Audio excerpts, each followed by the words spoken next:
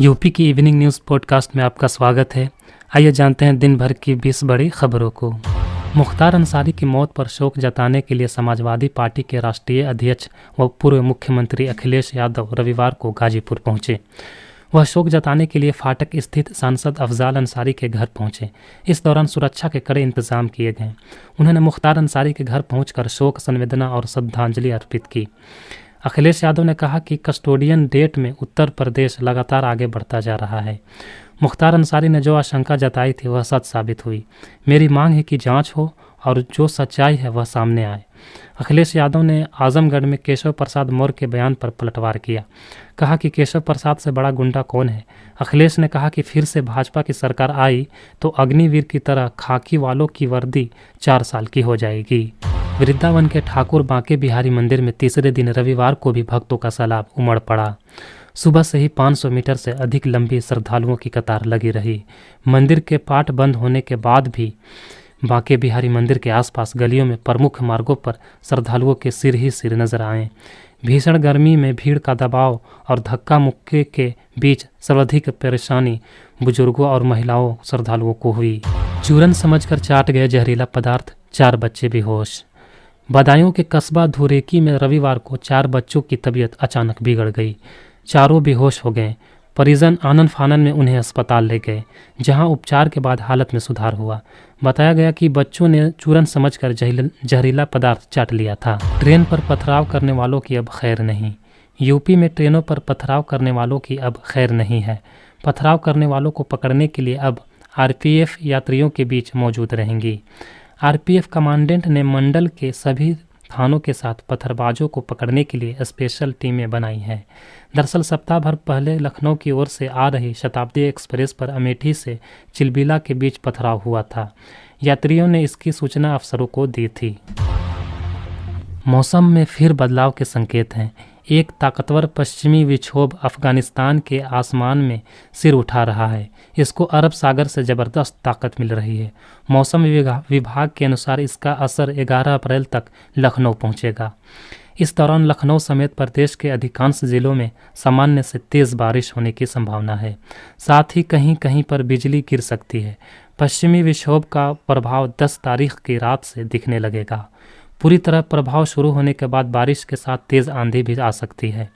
अमौसी स्थित मौसम केंद्र के वरिष्ठ वैज्ञानिक अतुल कुमार सिंह ने के अनुसार इसका असर व्यापक होगा। पश्चिमी विक्षोभ गुजरने जाने के बाद रात के तापमान में गिरावट होगी। ऐसे में आने वाले 2 सप्ताह भीषण गर्मी जैसी परिस्थिति बनने की संभावना है। हीट वेव की आशंका के बीच स्कूल कॉलेज के समय में बदलाव के आदेश जारी हो गए हैं। झोपड़ी में आग लगने से जिंदा जला 4 साल का मासूम। शॉर्ट सर्किट से ये दर्दनाक हादसा हुआ। यूपी के देवरिया ज़िले में रविवार सुबह एक दर्दनाक हादसे में ननिहाल आए 4 साल के मासूम की जलकर मौत हो गई। ये हादसा झोपड़ी के ऊपर से गुजर रहे बिजली के तार में शॉर्ट सर्किट होने से हुआ। इसके अलावा 4 रिहायशी झोपड़ियां भी आग की चपेट में आ गईं। इससे घर में रखा सारा सामान भी जलकर राख हो गया। डायबिटीज़ से परेशान होकर 14 साल के बच्चे ने की खुदकुशी। कानपुर के चकेरी में सीडीओ कर्मी के 14 वर्षीय बेटे ने शनिवार को फांसी लगाकर जान दे दी। पिता साहबलाल के मुताबिक उनका बेटा नमन डायबिटीज से पीड़ित था। 2 दिन पहले उसे चिकन पॉक्स हो गया था। असहनीय जलन और पीड़ा से परेशान होकर उसने जान दे दी। बिजली उपभोक्ताओं के घर फर्जी मीटर लगाने के खेल में बड़ा एक्शन। राजधानी लखनऊ में बिजली उपभोक्ताओं के घरों में फर्जी मीटर लगाकर बिजली कनेक्शन बांटने में शनिवार को 4 और इंजीनियरों पर कार्रवाई की गई है। 2 जेई सस्पेंड कर दिया गया है। बाराबंकी में बरेली से ग्वालियर जा रही बरौनी ग्वालियर एक्सप्रेस में बम होने की सूचना से हड़कंप मच गया। मौके पर पुलिस विभाग के आला अधिकारी, बम डिस्पोजल स्क्वाड व डॉग स्क्वाड भी पहुंच गए थे। ट्रेन को बाराबंकी रेलवे स्टेशन पर रोककर करीब आधे घंटे तक सघन तलाशी कराई गई। हालांकि सूचना अफवाह निकली। 50 मिनट बाद ट्रेन को बाराबंकी से रवाना किया गया। इस ट्रेन की लखनऊ में फिर से तलाशी कराई जाएगी। घर घर पहुंचने लगे हैं बिजली निगम कर्मचारी। बिजली निगम के गूगल ऐप पर अब बिजली उपभोक्ताओं का हर रिकॉर्ड दर्ज होगा। उपभोक्ता हर महीने कितनी बिजली का इस्तेमाल कर रहा है और कितनी उसे ज़रूरत है, उपभोक्ता का मीटर कहाँ लगा है और वह बाईपास तो नहीं कर रहा है। सभी रिकॉर्ड निगम के ऐप पर दर्ज किए जाएंगे। उत्तर प्रदेश के आगरा में रविवार को ट्रक ने बाइक में टक्कर मार दी। हादसे में एक युवक की मौत हो गई जबकि दूसरे की हालत नाजुक है। घटना देख आसपास के लोग जमा हो गए। पास में ही तैनात ट्रैफिक पुलिस भी मौके पर पहुंच गई। थाना पुलिस को सूचना दी गई है। शनिवार को हमास के कब्जे में रहे इलाहाद कटरजीर का शव बरामद किए जाने के बाद लोगों का गुस्सा फूट पड़ा और दसियों हजार लोग इसराइली की सड़कों पर उतर पड़े। कटजीर की बहन करमीट पाल्टी कटजीर ने सोशल मीडिया पोस्ट में अपने भाई की मौत के लिए इसराइली प्रशासन को जिम्मेदार ठहराया और कहा कि अगर संघर्ष विराम पर नया समझौता हुआ होता तो उनके भाई जिंदा होते। इसराइली पीएम बिन्यामिन नेतन्याहू के विरोधियों का दावा है कि 1 लाख लोगों ने तेल अवीव समेत देश के 50 जगहों पर प्रदर्शन किया।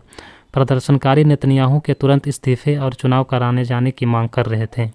रविवार को गजा युद्ध के ठीक 6 महीने पूरे हो रहे हैं, लेकिन बीते साल 7 अक्टूबर को हमास के हमले के दौरान गजा ले जाए गए इसराइली बंधकों को अभी तक नहीं छुड़ाया जा सका है। कांग्रेस ने लोकसभा चुनाव के लिए पश्चिम बंगाल की 3 और सीटों पर अपने उम्मीदवारों के नामों का ऐलान किया है। रविवार को कांग्रेस के संगठन महासचिव केसी वेणुगोपाल की ओर से जारी एक प्रेस रिलीज में ये जानकारी दी गई है।